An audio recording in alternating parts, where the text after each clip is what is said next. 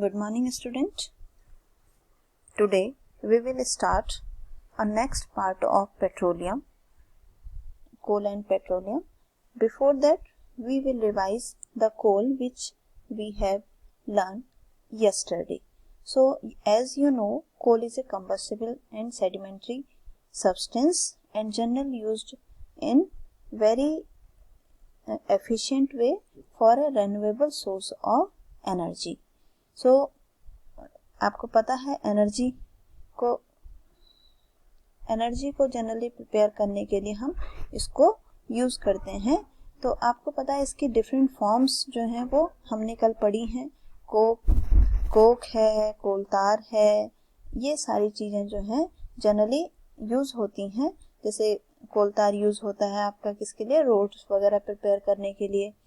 और यहाँ पे कुछ आपको माइंस ऑफ कोल में और बताना चाह रही थी इसमें कि बहुत सारी, जैसे मैंने आपको कल बताया कि झारखंड में, वेस्ट बंगाल में बहुत सारी कोल माइंस हैं। इस तरीके की कोल माइंस होती हैं। देखिए आपको ये बिल्कुल ओरिजिनल फिगर है, ये वहीं से ली है। इसमें जमीन के नीचे जो है वहां से कोल निकाला जाता है और इसमें बहुत सारी मेथड यूज करते हैं। एक तो सरफेस माइनिंग होती है, मतलब सिर्फ बाहर के सरफेस से निकालते हैं। दूसरा अंडरग्राउंड माइनिंग होती है, मतलब जमीन के नीचे जाकर के कोल निकाला जाता है। आपको पता है कि कोल माइंस में ही हमें डायमंड भी मिलते हैं, क्योंकि डायमंड और कोल जो है वो दोनों कार्बन से ही बनते हैं।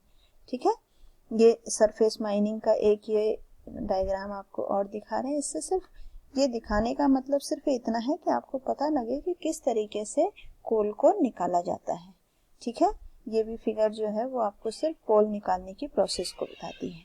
अब हम इसके बाद नेक्स्ट जो हमारा आज का पोर्शन स्टार्ट हो रहा है वो है पेट्रोलियम।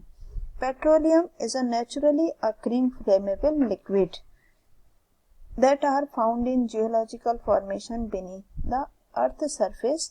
मीन्स पेट्रोलियम जो है वो एक नेचुरली अकरिंग लिक्विड है जो कि हमारी अर्थ के सरफेस पे कैसे फॉर्म होता है, अर्थ के सरफेस के नीचे फॉर्म होता है।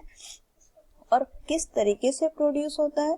It was produced when sea creature died and got covered with sand and clay. Under high pressure, these dead organisms change into petroleum and natural gases। जिस तरीके से हमने कोल की कहानी सुनी थी, उसी तरीके से कोल क्या है, वो बहुत सारे डेड प्लांट के जमीन के नीचे दब जाने से प्रोड्यूस होता है। इसी तरीके से पेट्रोलियम जो प्रोड्यूस होता है वो बहुत सारे एक्वेटिक एनिमल, मैंने इसीलिए यहाँ पे ओशियन का एग्जांपल लिया है कि बहुत सालों मिलियंस ईयर पहले जो ओशियन में एनिमल्स मर जाते हैं किसी भी कारण से, वो क्या होते हैं, वहीं नीचे दफन हो जाते हैं।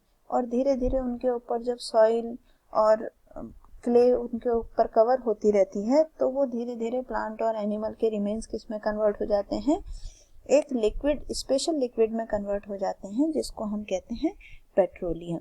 और फिर हम क्या करते हैं, इसको पेट्रोलियम को उस पानी के नीचे, बहुत नीचे तक डिग करके वहां से उसको बाहर निकाला जाता है, जिसको हम कहते हैं पेट्रोलियम। ठीक है, जैसे आपने कई जगह देखे होंगे ओएनजीसी क्या है, oil and natural gas corporation, Indian oil corporation. ये सारे क्या काम करते हैं, समंदर के अंदर से इस पेट्रोलियम प्रोडक्ट को निकालते हैं और फिर उसको प्यूरिफाई करके पेट्रोल और डीजल के फॉर्म में हम तक पहुंचाते हैं। ठीक है, तो आपको पता है पेट्रोलियम के यूजफुल प्रोडक्ट, सबसे यूजफुल प्रोडक्ट क्या है, पेट्रोल, डीजल, एलपीजी, ये आपने देखा है। ठीक है, जो सबसे ज्यादा यूज होता है हमारे डेली लाइफ में, पेट्रोल, डीजल और एलपीजी।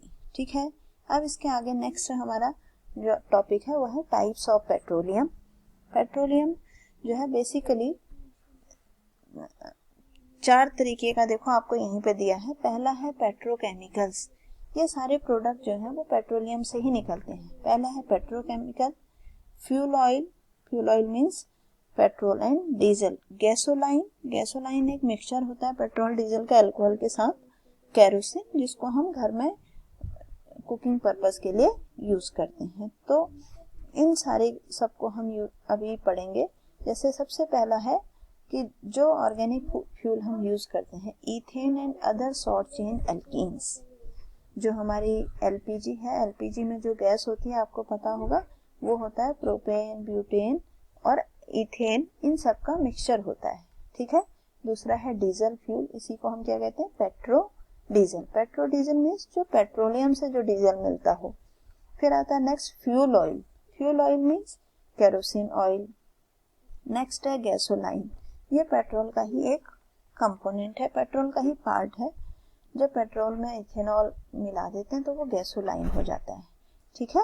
नेक्स्ट आता है हमारा, और इसी में ऑर्गेनिक फ्यूल्स में जेट फ्यूल्स, जो जेट में यूज होते हैं वहाँ गैसेस यूज होती हैं, और kerosene, LPG and lubricant. Lubricant oil Greece होता है, कई बार आपने देखा होगा जहाँ पे जो बाइक गाड़ी वगैरह ठीक करते हैं, जो मैकेनिक होते हैं, उनके पास एक ऑयल होता है। जब आपकी कई बार गाड़ी खराब हो जाती है, स्कूटर साइकिल खराब हो जाते हैं, तो उसमें वो मोबाइल ऑयल करके डालते हैं, मोबाइल ऑयल।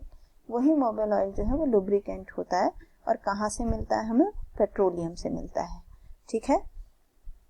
और इसके यूजफुल प्रोडक्ट क्या क्या हो सकते हैं, वैक्स होता है जो कि बेसिकली यूज होता है उसके लिए, फ्रोजन फूड को पैकिंग करने के लिए। बाकी आपका जो वैसलीन है उसमें जनरली यूज होता है वैक्स। और सल्फ्यूरिक एसिड, बल्क, ये अभी आपके काम के तो नहीं है, लेकिन ये इसके यूजेस हैं। ठीक है। अब इसके बाद अदर जो प्रोडक्ट हैं इसके, ये किस तरीके से बनते हैं। कंपोजिशन ऑफ पेट्रोलियम, पेट्रोलियम में क्या क्या चीजें हैं। पेट्रोलियम में बेसिकली जो है वो इतनी सारी चीजें होती हैं, इतने एलिमेंट होते हैं, carbon, hydrogen, nitrogen, oxygen, sulphur and metals. ठीक है।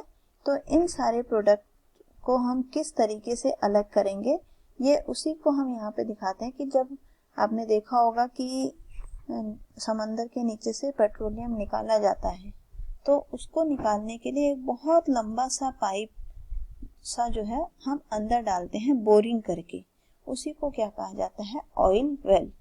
समंदर के नीचे बहुत लंबा सा एक बोरिंग करके पाइप जो डाला जाता है, वो फाइंड करता है कि आसपास कहीं पेट्रोलियम ऑयल है या नहीं है, उसको हम कहते हैं ऑयल वेल। ठीक है। तो इसके आगे इसका पेट्रोलियम का हम कल पढ़ेंगे, जिसमें हम पढ़ेंगे कि पेट्रोलियम से हम कैसे पेट्रोल डीजल को एक्सट्रैक्ट करते हैं।